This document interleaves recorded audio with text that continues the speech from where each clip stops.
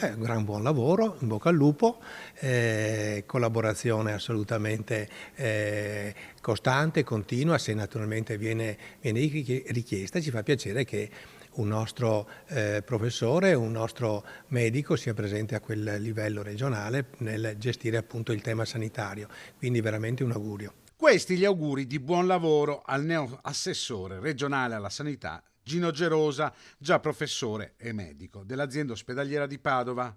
Il direttore generale Giuseppe Dalbeni sa che nel 2026 saranno molti i dossier che dovrà trattare con il professor Gerosa a partire dal nuovo ospedale di Padova Est. Beh, il 2026 va assolutamente continuato il percorso progettuale su Padova Est, è veramente la priorità del 2026, poi dobbiamo realizzare quell'edificio polifunzionale che sorgerà accanto al Policlinico per poter poi permetterci di appunto completare con l'edificio dell'ospedale Mamma Bambino accanto alla pediatria l'area materno-infantile che resterà in via Giustiniani.